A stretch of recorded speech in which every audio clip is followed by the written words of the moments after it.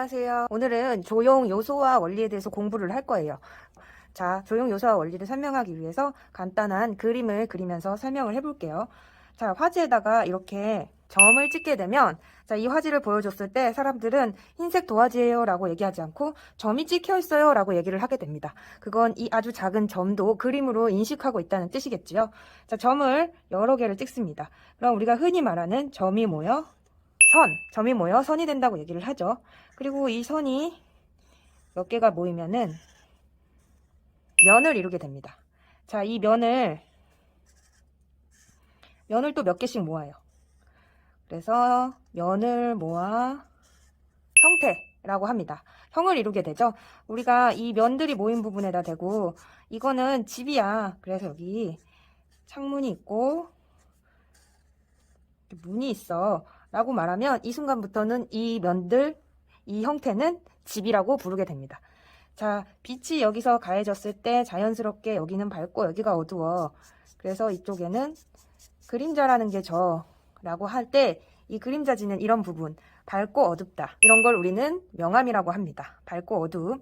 여기다가 이 집을 녹색 집이라고 해야지 라고 이렇게 색깔을 칠해주면 조형 요소 중에 색도 완성이 되는 거죠.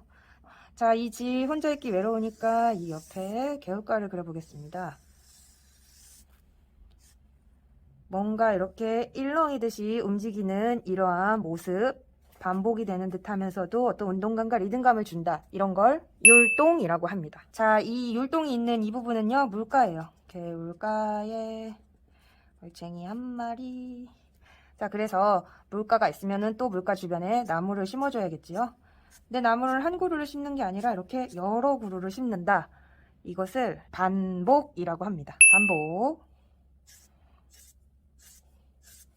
여러 그루를 심었어요. 근데 볼게요. 앞에 있는 나무는 크고 뒤에 있는 나무는 점점 작아지네요. 자, 이런 걸 뭐라고 하죠? 앞에 거는 크고 뒤에 거는 작다. 원근감이라고 합니다. 자, 이 원근감이 있는 나무를 개울가를 사이에 두고 똑같이 그릴 거예요. 그럼 그건 뭐라고 하죠? 개울가를 사이에 두고 양쪽이 똑같아요.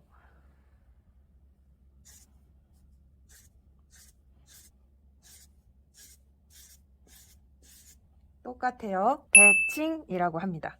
그래서 이 똑같은 나뭇잎뿐만이 아니라 여기 풀잎도 심어줘서 개울가를 사이에 두고 이 양쪽이 똑같은 풍경을 그리고 있어. 이런 거를 대칭이라고 해요.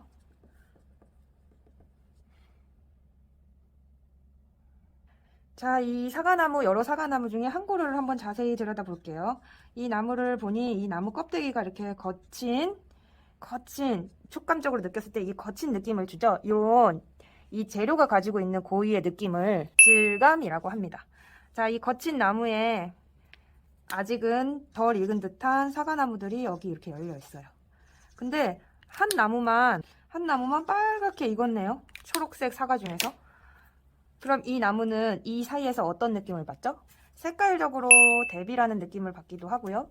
그 다음에 유난히 강조되는 느낌이 들기도 합니다.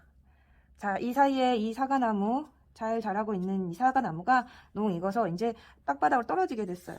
또르르, 또르르, 또르르 떨어지는데, 사과나무에 떨어진 이 사과들의 크기가 어쩐지 점점 작아지면서 변화를 주고 있네요. 자, 이런 변화들은 그림에서의 생동감을 주기도 합니다. 자, 여기 강가를 건너야 하니까 이제 돌다리를 그려볼게요. 돌다리가 앞에 거는 컸다가 뭔가 작았다가 컸다가 작았다가 이러면서 뭔가 이렇게 느낌이 점점 크기가 점점 달라지고 있어요. 이런 것을 점이라고 합니다. 자, 이제 물체가 아닌 사람을 한번 해볼까요? 자, 이 집에서 한 친구가 날이 좋네 이러면서 한 친구가 튀어나오고 있어요.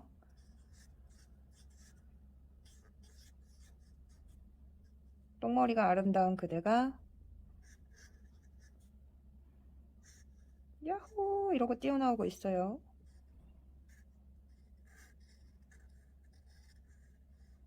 당장이라도 놀러 가야지 여기서 점프하듯이 슉슉 빠르게 나오고 있네요. 자, 이랬을 때 물가가 이렇게 율동감을 주면서 움직이는 거는 아까 말했지만 율동이라고 해요. 근데 사람의 이런 움직임 있죠? 그리고 어떤 방향성을 주는, 이 사람이 이쪽으로 가겠거나, 이렇게 움직이겠구나 하는 사람의 움직임은 동세라고 합니다. 자, 그리고요, 이 사람의 얼굴은요, 황금비례라고도 하죠. 그래서 눈, 코, 입에 어떤 비례가 보일 거예요. 그래서 눈과 코가, 뭐, 턱이 어떻고, 그래서 이 사람은 미인의 황금비례를 가졌네 하는 얼굴에 비례감이 존재합니다. 그래서 부분과 전체와의 관계, 여기와 여기의 관계는 1대1이야. 뭐 이런 느낌을 갖기도 하죠. 그리고 그림이 전체적으로 균형감을 주고 있습니다. 짠! 여기까지 조형 요소와 원리였습니다. 조형 요소와 원리를 그림으로 그리기. 참 쉽죠? 자, 그럼 지금부터는 교과서 그림을 한번 살펴보도록 할게요. 자연물을 보고 여러분이 맞출 수 있는지를 볼게요. 물방울이 동글동글 맺혀있네요. 얘는 점이라고 할 수 있겠죠? 점은 조형 요소와 원리의 아주 기본적인 요소입니다. 자, 점이 모여서 이루는 그 다음에 조형 요소는 선이 되겠고요. 선이 모이고 나서의 조형 요소는 면입니다. 면은 넓이를 준다고 했어요. 이 면에 이렇게 녹색으로 색이 가해져 있죠? 이런 색. 색은 고유의 색상이 있지만 감정적인 것을 표현하기도 해요. 그래서 선과 색이 모이면은 감정을 표현하기에 아주 좋은 요소가 됩니다. 화나는 모습을 한번 그려볼까? 이야, 이렇게 그린다던가. 신나는 모습을 그려볼까? 이렇게 그린다던가. 여러분 마음껏 그릴 수가 있겠죠? 면이 여러 개 모이고 나면은 이러한 형태를 갖게 된다고 했어요. 그리고 이러한 형태들은 반복이 되거나 변화를 주기도 하죠. 물건이나 물체나 어떤 자연의 모습에서 유사한 것들이 반복되면서 운동감과 리듬감을 주는 것을 율동이라고 하고요. 사람의 신체에서 방향감을 주거나 움직임을 주는 것을 동세라고 합니다. 또한 사람의 얼굴이나 아니면 팔과 다리의 길이 이런 것들에서 비례감을 느끼기도 하고 자연에서부터 점점 멀어지는 느낌은 원근감을 주기도 해요. 비슷한 느낌이 같이 균형감을 주는 거는 대칭이기도 하고요. 비슷하진 않지만 이렇게 안정감을 주는 느낌을 균형이라고도 합니다. 균형되고 어떤 대칭되거나 이런 반복되는 느낌이 안전된 통일감을 주기도 하죠.